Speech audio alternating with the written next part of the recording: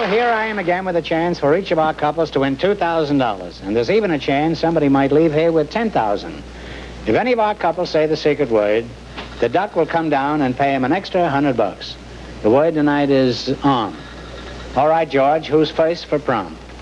Sue Lovelace and Kent Moore are waiting to talk to you now, Groucho. So, folks, you go in, please, and meet Groucho Marx. Welcome to You Bet Your Life. Say the secret word, and you each get an extra $50. It's a common word, something you always have with you.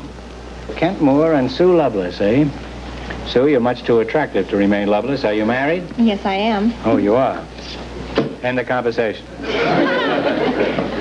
What does your husband do for a living? He's a police officer. Double end of conversation. How long have you been married to this policeman, Babs? 2 years. 3 years. Don't you remember? Well, it's confusing at times. We have 6 children. You have 6 children? Yes. You said you know how to get the most out of your green stamps. Well, it's very easily explained. Well, would you explain this mathematical phenomenon? Yes. When we were married, my husband had 3 children, and I had 3. It made 6. Oh. Sue, do the 6 kids keep you pretty busy? Well, yes, Or do you have much time for other hobbies? Well, they keep me pretty busy, but I still have time to work. I'm a waitress over at the Red Barn in Panorama City. Oh. Well, do you have to work? Yes, I do. We ran up a pretty big bill last summer, and I've been trying to pay it off. Oh? What happened? It all started when Kenneth Sue woke up at about 4 o'clock in the morning with a tummy ache, and it turned out to be appendicitis. This is one of your kids? Yes, this is my oldest little girl. Your oldest? How old is she? She's almost 10. Mm-hmm. 9 days later, Carol Dean woke up, and she had a tummy ache, and it was appendicitis, too. And then 9 days after that, Esther got up, and she was sick, and it was appendicitis, too. How old was Esther? Well, she's almost 10, too. 10 to what? Well, how did the other 3 kids feel about it? Didn't they all feel kind of left out, that they didn't have appendicitis? Well, no, because 4 hours after Esther went into surgery, Judy was sick with the tummy ache, too, and she had hers out. And then the next night, Carol Mignon got real sick, and she went in and she had an appendectomy also. 5 out of 6 kids had their appendix out at the same time? Yes. I don't know what that doctor does for a living, but he sure makes a fortune on the side. Well, is this true? I mean, this sounds incredible, this whole thing. Yes, it is. Actually happened? It actually happened. Where was your husband? Was he much help during this crisis? Well, he was fine until he went in for his appendectomy. He had his out next? Yes. We left the hospital around midnight, and he was back in the hospital at 4:20 the next morning. Your family has had more opening nights than the whole history of the Theater Guild in New York. Well, is there any more to this story? And if there is, hurry up and finish it, because I'm getting a strange feeling in my stomach. Well, Sunday afternoon, my babysitter came in, and she came to see if I needed her to babysit. Of course, I didn't, because everybody was in the hospital. In the hospital, huh? That's a good idea, having all the kids there together. You save a buck for the evening, on a babysitter. So, her boyfriend told me that she hadn't been feeling very well, and I called her parents, and I talked to them, and at 6 o'clock she was in for an appendectomy. Well, then she could take care of the kids anyway. Right. How about the 6th kid? What's holding it up? Hasn't it got an appendix? Well, she has one, and it's been a little rough on her because every time she gets a tummy ache, of course, she either goes to the hospital or to the doctor's office. But it isn't an appendix. No, she's different. Have you spoken to her about this? No, but she's spoken to us about it. Yeah. I think she's got a right to complain. Now, let's get the figures straight. How many operations were involved, and how many days did they take? Well, in our family, there were 6, and it took 21 days. Well, did you ever find out what caused all these appendectomies? No, it just all boiled down to freak coincidence. You ought to write a book about your experiences. And don't put in anything in the first part of the book. What? Tell the whole story at the end, in the appendix. Can you imagine what would have happened to us if the secret word this week had been appendix? We'd have been wiped out. Well, let's find out your story. What kind of a job have you got, Mr. Moore? I don't have a job. I'm in business for myself. Well, what do you do? What is your racket? I'm what profession are you in? I'm a gasoline distributor. I have the franchise for Hancock Gasoline in the east end of the San Fernando Valley and La Cañada and around there. Why do you keep raising the prices? That's the raising the price of crude that does it. I have no control over it. I see. Unfortunately. But you're not unwilling to raise them, though. Oh, no. Well, we're always interested in success stories. Let's have yours. What is your formula for success? Well, that's pretty hard to explain. Well, you don't have to explain it to me. I want you to explain it to the tax department. Well, Go ahead and explain it. First, Talk slow, because this is a very difficult cigar to light. First, there are two kinds of people in the world. Yeah. Live and dead. Well, so far, we've got nothing. I didn't mean that specifically. What I meant was there are two kinds of fellows who, one likes to work for himself. He likes to be in business for himself and be his own boss and take the gambles and the danger that goes with private enterprise of his own. And then there are fellows who prefer to work for a corporation. And I don't deprecate that at all, but it isn't for me. Well, did you know Private Enterprise? He was in the same regiment with me during the West. No, I haven't had that pleasure. No, he was quite a war hero. Well, do you do anything else besides make money? Well, yes, I work with the associations. I'm president of the California Petroleum Marketers Council. He looks like real money, this guy, doesn't he? And for the period of 18 years, I have taught salesmanship at USC one night a week. And, of course, during the war, we missed a few semesters. Of course, we didn't have quite enough students, but aside from that, it's been 18 years. Well, that's where Private Enterprise was there during that period. Well, how do you go about teaching salesmanship? What is the best technique? Do you use a club or a revolver? Or well, no. Innate persuasiveness. Yeah, no. Do you tell them jokes or something? Well, yes. What you try to do is to bring the academic and the practical and mix them together. And to sugarcoat the educational pill, you occasionally tell a... oh, this is a smoothie, this guy. You occasionally tell a humorous, illustrative anecdote.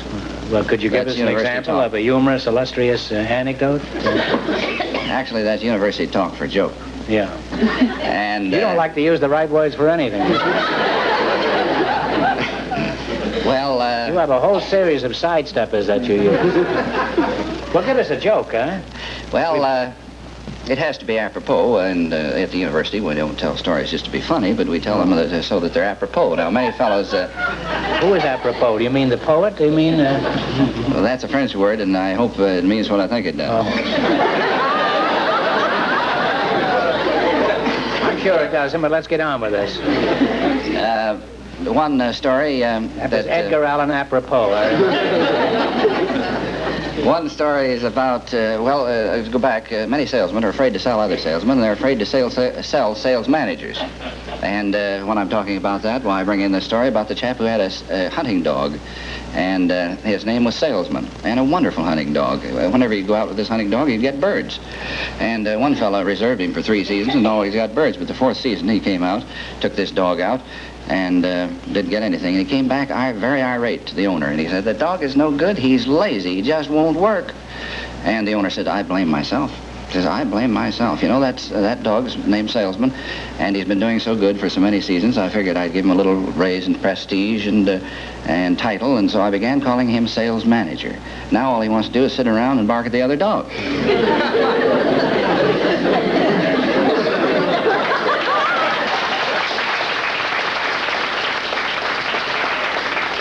Another one... Is that the whole joke?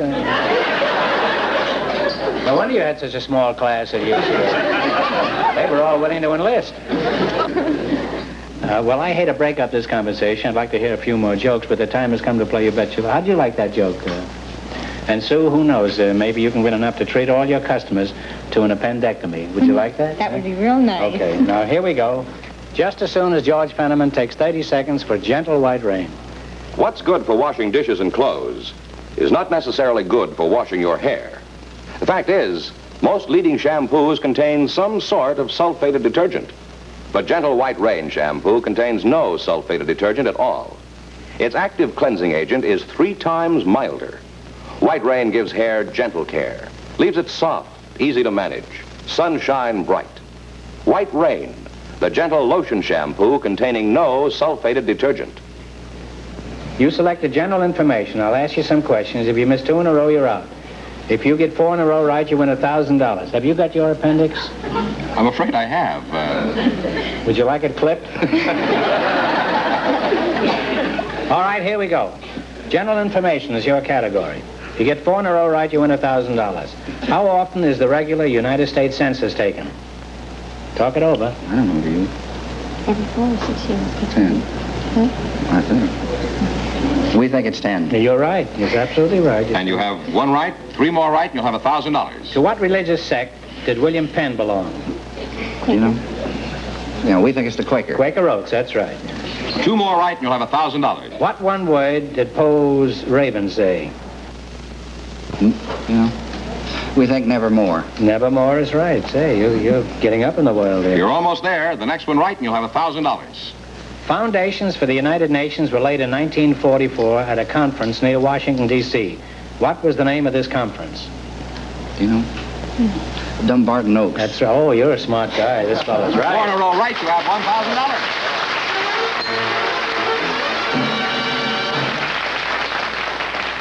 Now, you won $1,000. You can keep it and quit. You can come back later and try to win double your money. You may even get a chance at $10,000. Go over there and sit down. You sit on his lap and think it over. And thanks for being on the show.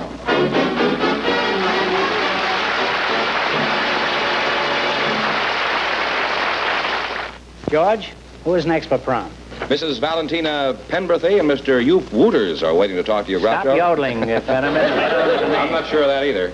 So, folks, you come in, please, and meet Groucho Marx. Welcome to You Bet Your Life. Say the secret word, and you take home an extra $100. It's a common word, something you always have with you. Let's see, Valentina Penberthy and Jupe Wooters. Is that the right way you pronounce it, Jupe? Yope. Yope. Just Yope. That's Oh, right. give him enough Yope and he'll hang himself. Yeah, that's right. Maybe I do. Yope, are you a cowboy? No, I'm from Holland. Couldn't you be a cowboy in Holland? No, not so easy. There are too many cows over there, I guess.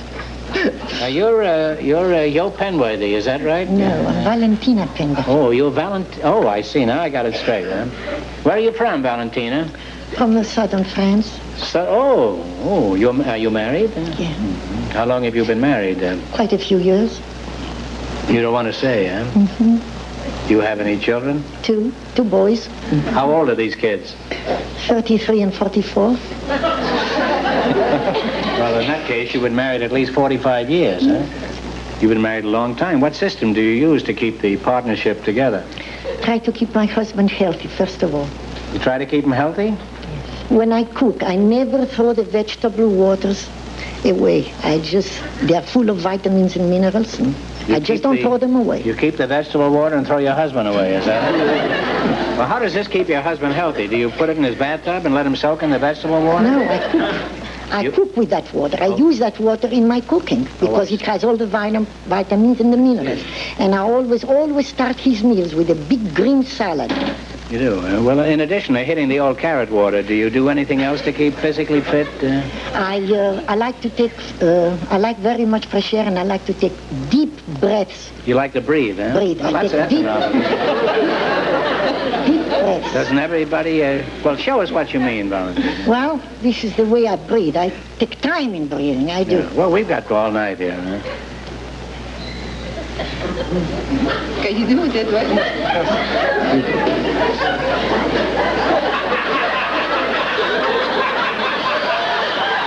I take time in breathing. You know, one more deep breath like that and you're liable to suck me right down your throat. It won't be that sucky. Well, Joop, let's get back to you. You say you're from Holland? Where exactly in Holland? Well, I'm from Nunspeet. It was about that size. You say you're Nutspeet or what? Nunspeet. Huh? That size. You moved to The Hague. Oh, no. Let's start all over again. Yeah. It's a true story. You say you're a Nutspeet and you moved to The Hague. What sort of work do you do, Joop? I'm a cartographer. You're a photographer? Cartographer. Cartographer? What is that? Is it something you put before the horse? No. You put the cartographer before the horse? No, not in this case. We're map making.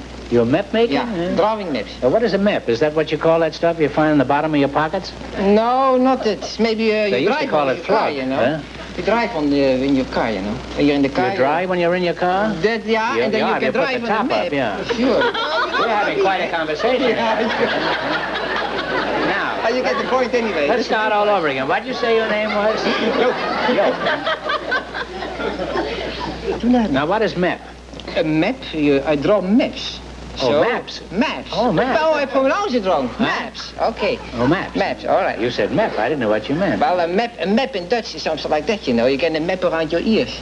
Je slept met de face, je zei over hier. Je krijgt een kop in je gezicht. Not me. I usually wear earmuffs when it's cold, huh? I may put them on here tonight, huh? Are you for Heirat, Joop?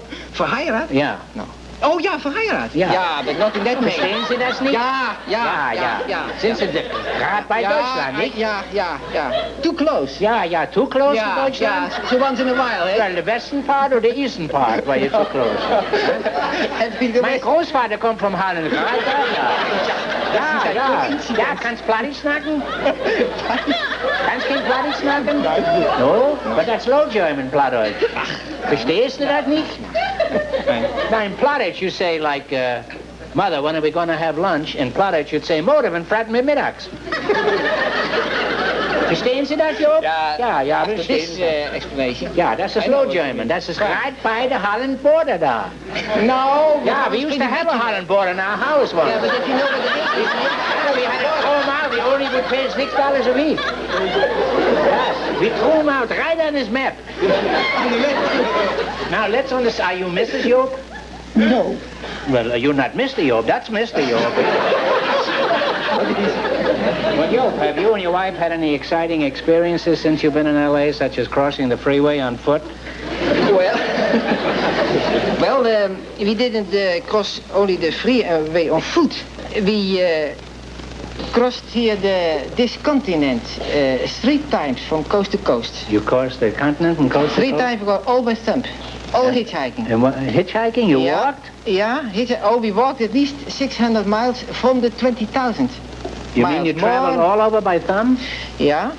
From Those Vancouver, Dutch thumbs can do Quebec. anything, you know. Yeah, quite a bit. Last one I heard about plugged up a dike. Yeah, that's the old story. Isn't that true? I haven't heard over here the first time in my life. Never heard it in Holland. You never heard it in Holland? No. There must be really something in it. It sounds pretty silly, doesn't it, huh? Well, you're a charming couple, and it's been an experience talking to you. However, the time has come for you to win some money. So let's get ready to play You Bet Your Luck. You know how to play this game, huh? Yeah. One answer between you. I watch you always. You do, huh? All right, you selected spelling. I'll keep giving you words to spell until you either get 4 in a row right or 2 in a row wrong. Now get together on a single answer. Ready?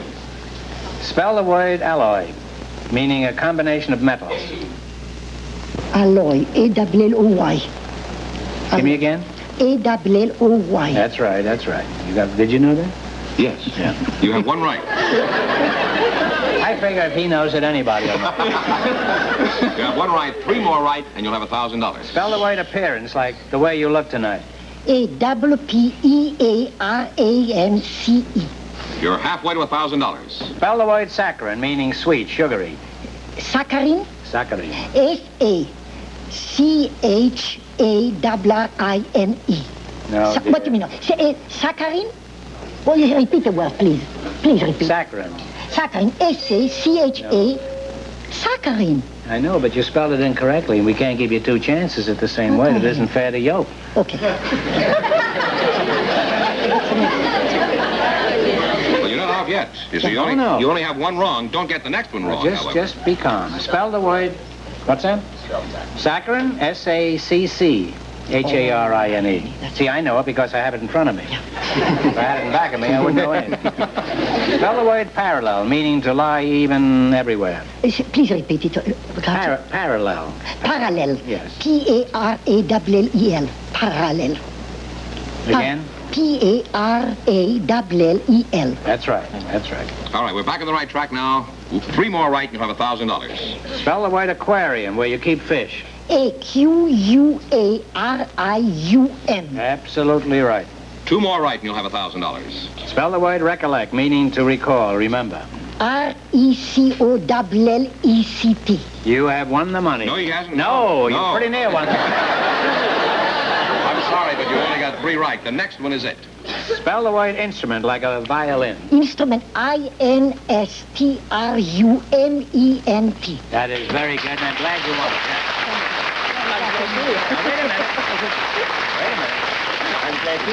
Now, wait a minute. Yope, you did a wonderful job. Ja, thank you. I expected it. You only won $1,000. Now, you can keep it and quit, or you can come back at the end of the show and try to double your money. You may even get a crack at $10,000. So go over there and sit down and think it over. No matter what decision you come to, thanks for being on the show. And it was a pleasure meeting you. Arrivederci.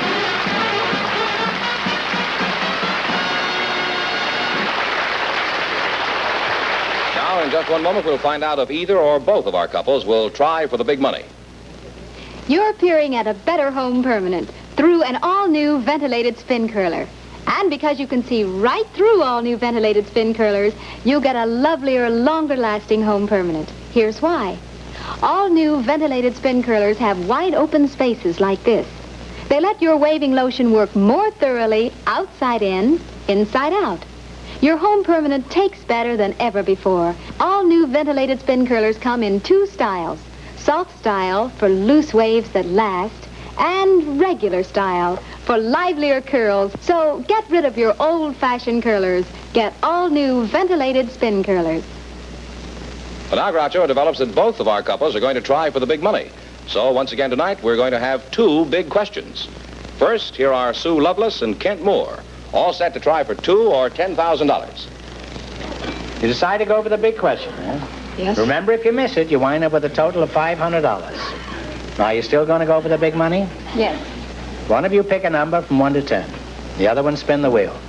If any number besides the one you pick comes up, the question is worth $2,000. However, if your number comes up, this question is worth $10,000. And you, what number have you chosen? You want to try 4? Fine. You say 4, you spin the wheel. Give it a spin. Real ladylike spin.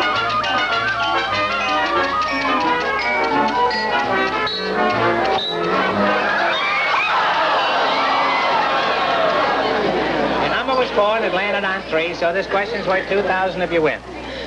Ready? A popular picture in many American homes is the horse fair. For $2,000, tell me the name of the French artist who painted this and numerous other popular studies of horses. Talk it over. Everything else? French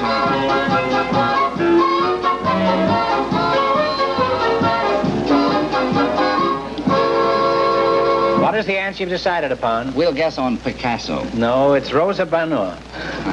Bonheur. It's a very famous book. You've had it in school. I don't know whether you did.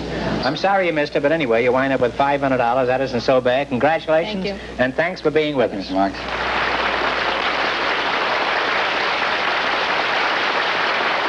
Now, here are Valentina Penberthy and Yope Wooters, all set to take their chance on the big money.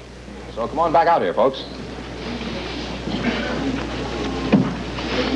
Now, you've decided to go for the big question. Remember, if you miss it, you wind up with a total of $500. Are you still going to go for the big money?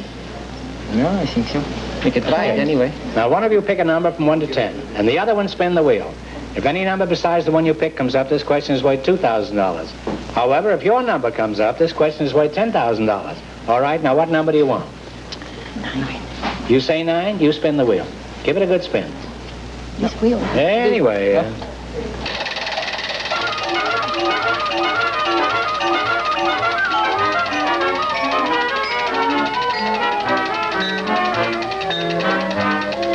you really did spin it. This may take a couple of days. Well, your number was 9 and it landed on 5, so the question is worth $2,000 or $500 if you lose. The brilliant natural gifts of Alexander the Great were developed under the tutelage of a famous Greek philosopher. For $2,000, who was Alexander's great teacher?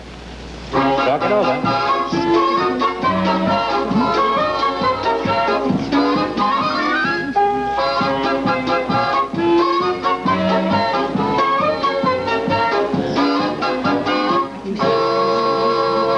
All right, what is the answer you've decided on?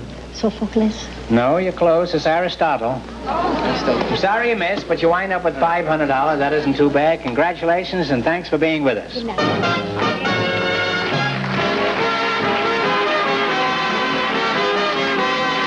Next week, You Bet Your Life will be brought to you by the DeSoto Plymouth Dealers of America. Your top value dealer, DeSoto dealer, has used cars that you want to buy. They're all shapes and sizes and colors too. Yes, top value used cars just waiting for you. This top value sign of DeSoto dealers means this is the place you should shop. His prices are low, cars top value, you know, at DeSoto Plymouth Dealers. Tonight, You Bet Your Life has been brought to you by new Creamy Prom. That's the word, prom, with the beauty secret, cream. And the secret of hair beauty is new Creamy Prom.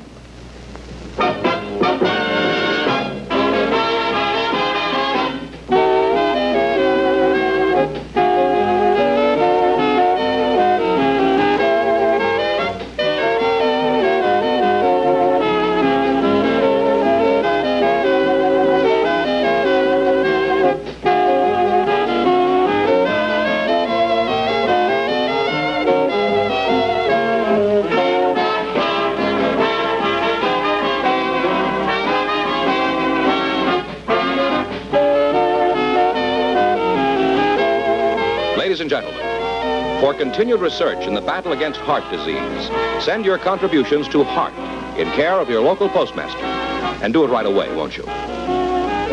Be sure to watch People Are Funny on NBC TV every Saturday night.